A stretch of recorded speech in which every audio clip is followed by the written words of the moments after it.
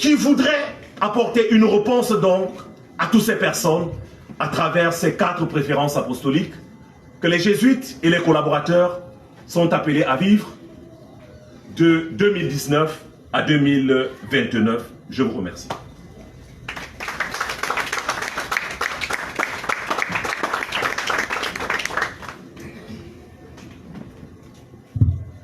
Merci Père Harris. En présentant les préférences apostoliques, je m'étais appuyé justement sur ces 4 préférences apostoliques. Le premier sur le discernement, la vie spirituelle, l'exercice spirituel, l'importance des exercices spirituels et l'importance du discernement. Et la deuxième préférence apostolique, notre présence auprès des marginalisés, des pauvres, des actions concrètes qui sont prises auprès de personnes qui sont marginalisées, qui sont exclues de notre société. Puis la troisième préférence apostolique, vous avez parlé des jeunes qu'il faut suivre, à qui nous devons ouvrir des chemins d'espérance. Et la maison commune, notre action pour la maison commune, c'est-à-dire tout ce qui est environnement, écologie, maintien de notre monde dans son intégrité pour que les gens vivent mieux. Je crois que ce sont ces 4-là que vous avez pu nous donner à contempler dans les préférences apostoliques. Alors, ces préférences apostoliques qui ont été dessinées par les jésuites, comme vous l'avez conclu, sont des orientations, des grandes orientations que les jésuites ont données pour leur action dans le monde aujourd'hui.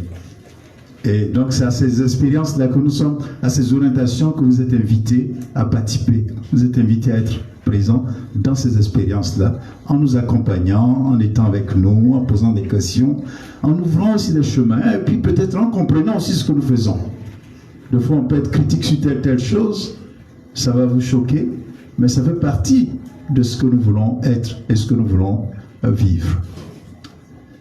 Alors, chaque année, ce n'est pas seulement nous qui parlons, c'est aussi parler avec vous. Là, nous n'aurons que 10-15 minutes de causerie. Nous allons avoir 10 à 15 minutes avant la messe pour que le célébrant se prépare, que nous nous préparions pour la messe qui est à 18h30. Donc nous avons vraiment un très peu de temps. Donc ce n'est pas toutes les questions qui vont être posées. On prendra quelques questions. Et puis on verra après dans le repas, on pourra continuer la conversation que nous allons avoir. Bien, donc maintenant nous ouvrons à des questions.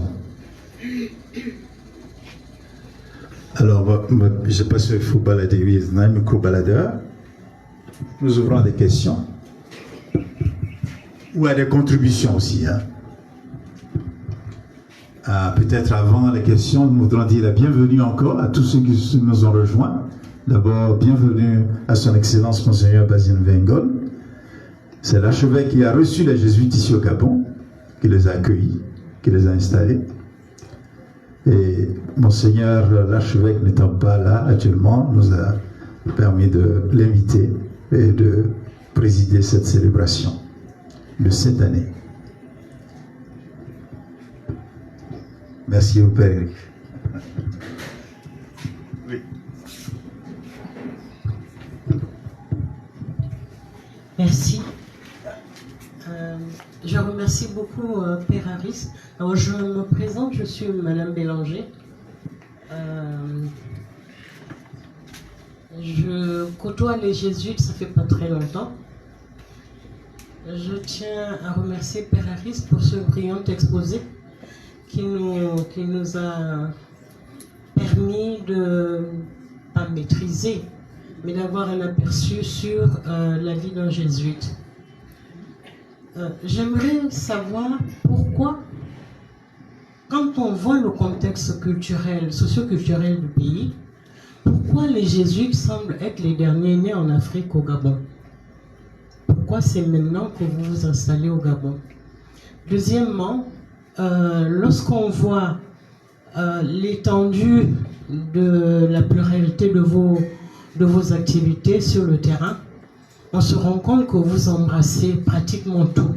Et pour rejoindre encore ma question, pourquoi les jésuites sont-ils en nombre réduit dans ce pays, lorsqu'on sait ce que nous traversons? Vous en avez fait plus ou moins allusion. J'aimerais donc savoir si vous avez des partenaires locaux. Vous avez fait mention de réfugiés, par exemple. Est-ce que vous travaillez avec le Haut Commissariat des Nations Unies pour les réfugiés? Parce que c'est des personnes qui sont aussi marginalisées au même niveau, s'il faut peut-être de manière plus alarmante que les nationaux. Est-ce que vous avez des partenariats, par exemple avec le ministère des Affaires sociales, lorsqu'il s'agit des jeunes? Je crois qu'il y avait aussi un ministère de la jeunesse. Ou bien vous, je m'excuse pour reprendre aussi ce que vous avez dit, êtes-vous des jésuites de sacristie, ou vous allez vraiment sur le terrain rencontrer ces partenaires qui vous sont incontournables? Merci.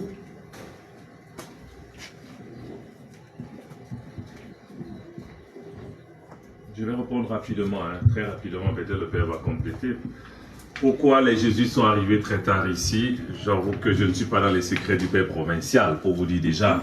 Mais il faut comprendre premièrement, on n'a pas de jésuites gabonais. Ça, c'est la première des choses, parce qu'il ne faut pas perdre ça de vue. La plupart des pays où nous sommes installés depuis longtemps, il y a des jésuites natifs de ces pays-là. On n'a pas de jésuites gabonais, en fait, prêtres. Je ne sais pas s'il y en a un déjà novicié ou pas. À ma connaissance, je n'en sais pas. Donc, ce qui fait que ça aussi, ça a ralenti certainement la mission. Ça certainement joué aussi. Alors, pourquoi nous ne sommes pas dans plusieurs domaines? Pourquoi il n'y a pas beaucoup de jésuites? Bon, évidemment, on n'envoie pas les jésuites pour les envoyer, pour vous répondre simplement comme ça. On envoie les jésuites par rapport à un besoin, vous voyez un peu. Il peut y avoir des besoins à OIM, et ainsi de suite, mais déjà au niveau de Libreville, il faut consolider la mission, vous voyez un peu. N'oubliez pas que nous sommes ici depuis plus de 20 ans, donc ça veut dire en d'autres termes qu'il faut aussi que véritablement, en 20 ans, que véritablement la mission soit consolidée déjà au niveau de Libreville avant de pouvoir s'étendre.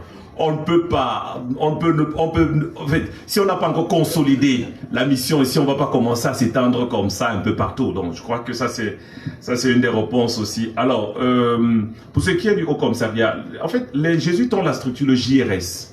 Le JRS, Jésuites Réfugiés Service, qui véritablement interviennent dans des zones de conflit, ainsi de suite. Ce sont eux qui travaillent généralement avec... il y a aussi un service de migrants qui a été mis, ce sont eux qui travaillent généralement avec le Haut Commissariat. Mais nous, ici, là, bon, peut-être le Père pourra avoir des relations de ce côté, mais de ce côté-là, on n'a pas. Voilà un peu la réponse que je pourrais donner à vos deux questions. Les partenariats avec, certainement, les partenariats, moi je suis peut-être le Père, pour ce qui est du Gabon, c'est peut-être la personne la plus à même de vous parler de tous les partenariats qu'on a, c'est le Père Victor qui est là depuis 10 ans. Donc, moi, ça fait moins, ça ne fait pas encore un an que je suis là. Donc, j'essaye encore de sortir la tête de l'eau. Voilà. Donc, pour les partenariats, je crois qu'il est mieux placé. Il pourra vous en parler. Une autre question? Oui, Père. Je m'appelle Noula Marie.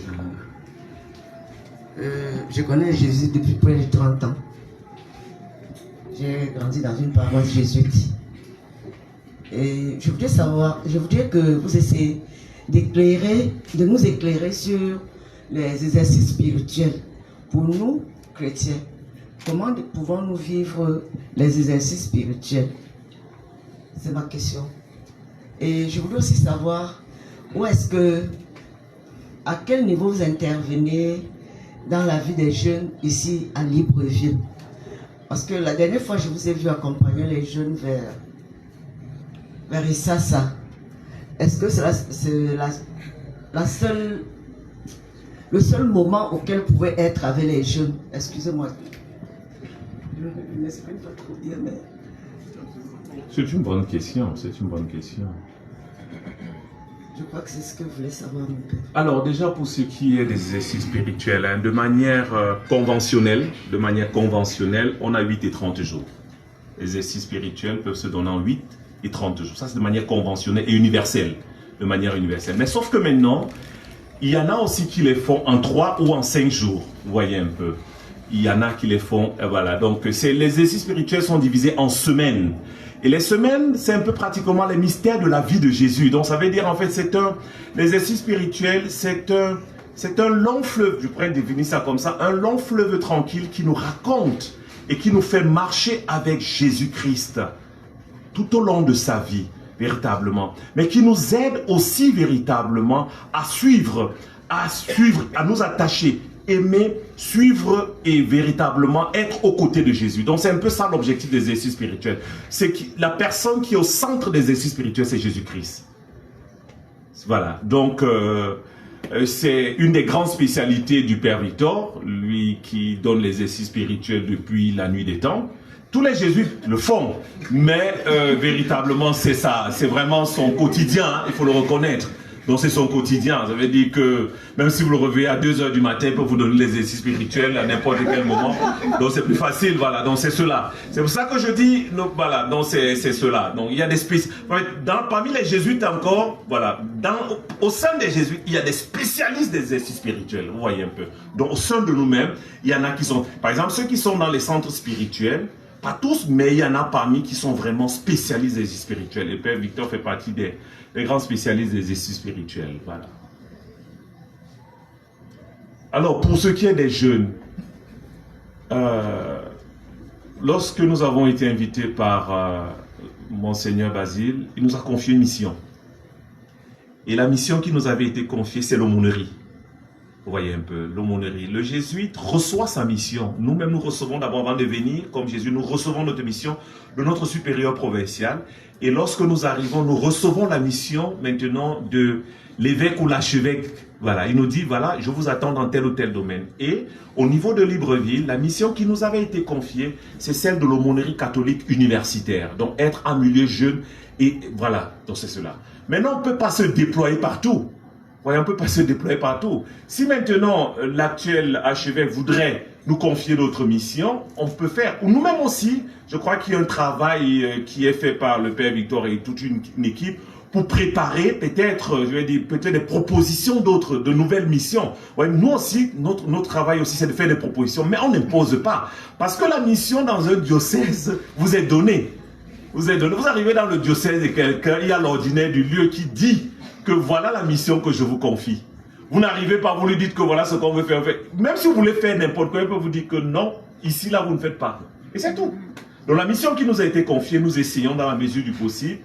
Le Père Victor l'a fait les 10 dernières années. J'ai commencé il y a quelques mois. Après moi, d'autres poursuivront aussi. S'il y a une nouvelle mission qui nous est confiée, on va faire. On ne veut pas se disperser pour le moment.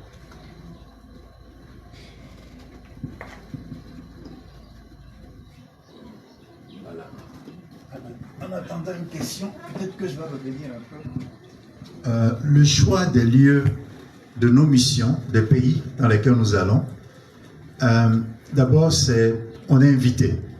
On est invité. On ne se met pas là pour regarder la carte et puis on dit on va aller s'installer ici. On est invité. Et nous avons eu la chance en 2002,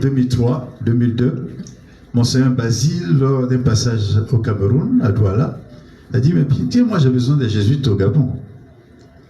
Et les tractations ont commencé. Et en 2003, un premier jésuite est venu ici au Gabon, le père Gianni Zuka, qui est venu au Gabon. Il est venu, il a donné sa vie ici pendant 8 ans, il est décédé ici, il est mort ici, et on l'a enterré au séminaire Saint-Jean. Mais on n'a pas voulu lâcher la mission. Le Monseigneur Basile a dit, mais vous n'allez pas arrêter, parce que Gianni... Donc, il a fallu attendre encore 2 années plus tard pour que le père Jean-Roger Ndombi vienne. Mais quand le père Jean-Roger Ndombi est venu, Monseigneur l'archevêque a dit, bon, vous êtes venu là, bon, je voudrais une mission, occupez-vous de nos universités et grandes écoles, parce qu'il y a beaucoup de choses qui se passent à l'université et grandes écoles. Je voudrais que ce soit votre lieu d'évangélisation. Allez évangéliser les universités et grandes écoles. Beaucoup de jeunes rentrent dans la franc-maçonnerie, dans la Rose-Croix, dans le Bouiti, etc. Je voudrais que là-bas vous alliez travailler. Pas seulement avec les jeunes, mais avec les enseignants, avec le personnel administratif et ouvrier des universités et les étudiants. C'était très particulier parce qu'en général, dans nos aumôneries, nous avons aumônerie des étudiants. Mais là, il a dit aumônerie des universités.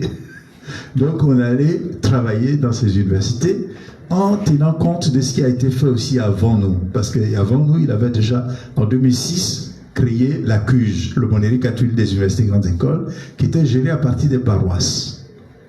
Et là, il a institutionnalisé cela en aumônerie catholique reconnue par l'Église et dans laquelle nous travaillons. Donc, nous venons à l'invitation des évêques. Et aujourd'hui, il y a beaucoup d'évêques qui nous invitent ici et là, dans les différents endroits. Mais nous ne sommes pas élastiques. Un jésuite, ça se forme pendant des années. Et c'est les enfants des autres. D'accord? Nous sommes 320 pour 14 pays. 320, c'est petit. Il y a des pays qui englobent beaucoup de gens. Vous voyez? Par exemple, en Côte d'Ivoire, nous avons 2 grandes institutions. Nous avons une paroisse. Nous avons une faculté de théologie. Nous avons une université. Et l'université, ça demande beaucoup de personnel.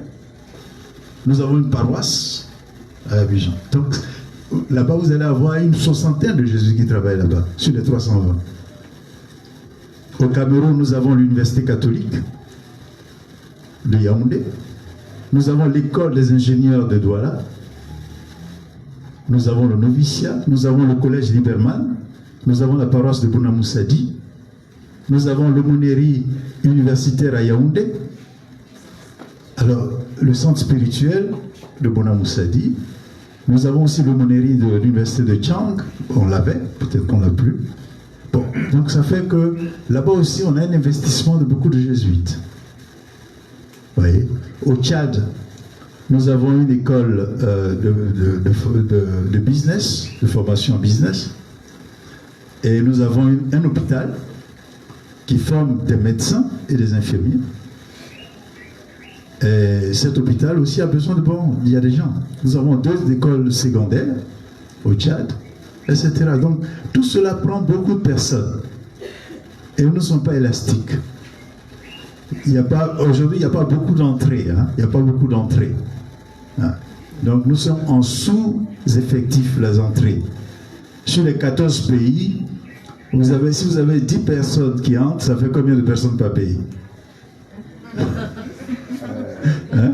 0,4. Voilà, vous voyez, c'est pas beaucoup. Donc on est en sous-effectif du point de vue du nombre de personnes qui rentrent, même si les chiffres paraissent stables. Donc c'est ainsi qu'on peut dire, hein, pour laquelle. Maintenant, par rapport à nos partenaires, ici, le premier partenaire que nous avons bâti, ce sont ceux qui sont ici. Ce qu'on appelle la famille ignatienne. Ceux qui partagent avec nous la même spiritualité. D'accord? Ceux qui partagent avec nous la même spiritualité. Évidemment, le partenaire naturel, c'est l'Église. C'est nos frères prêtres diocésains, nos frères religieux, religieuses. Ça, c'est notre partenaire naturel avec lequel nous travaillons au quotidien. Mais nous avons bâti aussi une famille ignatienne. Hein? La famille ignatienne, ce sont ceux qui partagent la spiritualité ignatienne. Des congrégations religieuses qui se sont fondées sur la spiritualité de Saint Ignace. Et des groupes aussi qui sont fondés sur la spiritualité de Saint Ignace. Nous avons le MEJ, le mouvement eucharistique des jeunes. Nous avons le mouvement chrétien des cadres, le MCC.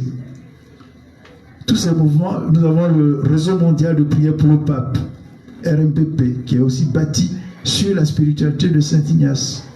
Et nous avons la formation ignatienne. Il y a un groupe ici qui étudie les exercices spirituels et qui travaille et qui fait les exercices spirituels chaque année. Et donc ceux-là aussi, ce sont nos partenaires naturels. Maintenant, les partenaires à l'extérieur, bon, pour le moment, ce n'est pas encore construit, pour répondre à votre question. Voilà.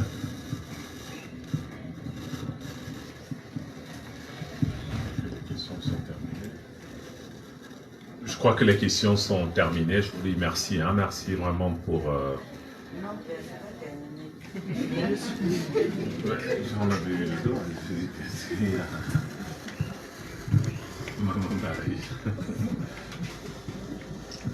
S'il vous plaît, Père, comment faire pour devenir, pour entrer dans le groupe des amis ignatiens? Vous appelez quoi? Famille ignatienne, ici.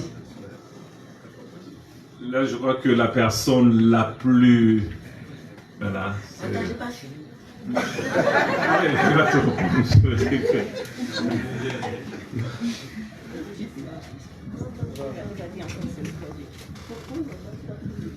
Oui, Maman Marie, c'est vrai, la question est très bonne.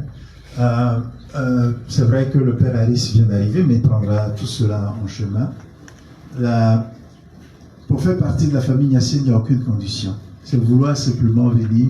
Nous avons une rencontre une fois par mois pour la formation ignatienne. Maintenant, il y a les familles constituées. Par exemple, si vous appartenez au MEJ dans votre paroisse, si vous appartenez au réseau mondial de prière pour le pape dans votre paroisse, si vous appartenez au mouvement chrétien des cadres, vous faites partie systématiquement de la famille ignatienne. Maintenant, ceux qui veulent apprendre l'exercice, approfondir l'exercice, viennent dans la formation ignatienne. Eux aussi, c'est volontairement. Et là, il n'y a aucune condition. Seulement, je viens et une fois par mois, j'apprends à comprendre, à connaître l'exercice spirituel et à faire la retraite des exercices spirituels. Il y en a ici qui ont fait déjà la retraite ignatienne. La retraite ignatienne, vous levez les mains? Oui, il y en a pas mal, hein, qui ont déjà fait ça. C'est connu. Ouais. La deuxième question est celle-ci. Excusez-moi si c'est pas mal. Je suis habituée. Je voulais savoir pourquoi. Non. Allez-y, Maman Marie. Allez-y. Je voulais savoir pourquoi les prêtres jésuites ils sont toujours en train d'aller en mission. Ils sont toujours aux études. C'est pour ça peut-être que vous n'êtes pas nombreux dans les pays. Parce que vous allez toujours aux études. Chaque jour vous êtes aux études. Finalement, vous devenez vieux dans les études. Dans les pays, on ne trouve pas les jésuites. C'est vrai, c'est surtout ici que j'ai rencontré, que j'ai trouvé qu'il n'y avait pas de jésuites chez moi. Il y en a au moins 30.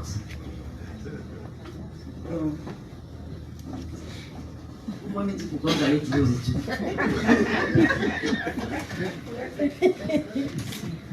En fait,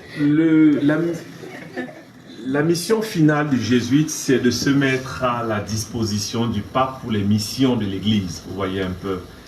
Et nous devons être prêts à être envoyés là où le pape nous envoie. Et pour cela, il faut être une certaine formation, vous voyez un peu. Notre fondateur, le Père Ignace, je crois qu'il a commencé les études pratiquement à 36 ans. Vous voyez un peu, 36 ans. C'était vieux déjà, cette voix un peu. 36 ans, c'est pas jeune. Vous voyez un peu. Et il était avec ses compères. Certains plus jeunes parfois que lui. Certains plus jeunes d'ailleurs. Mais il a tenu. Et je crois que ça a permis à ce que lorsqu'il se met à la disposition du pape, il puisse véritablement envoyer les gens du côté de la Chine, de l'Inde, ainsi de suite. Voilà. Donc, parce qu'ils étaient bien formés. Vous voyez un peu. Ils étaient bien formés, bien outillés. Le jésuite est un homme pour les autres. Ça veut dire qu'un homme même pour la mission. C'est vrai que ce n'est pas le seul élément qui nous caractérise parce que nous avons 4 piliers. La vie spirituelle, la vie communautaire, la vie apostolique et la vie intellectuelle. Ce sont les 4. Ça veut dire que le jésuite doit pouvoir être dans ce moule des 4 là. Et c'est pour ça que partout où on nous envoie, on essaye, on s'adapte. Voilà, parce que la formation, et vous voyez, la formation des jésuites ne se fait pas à un endroit. Donc le jésuite ne passe pas, on vous dit par exemple que notre formation fait 12 ans, mais le jésuite ne fait pas 12 ans dans un même pays. Donc on a l'occasion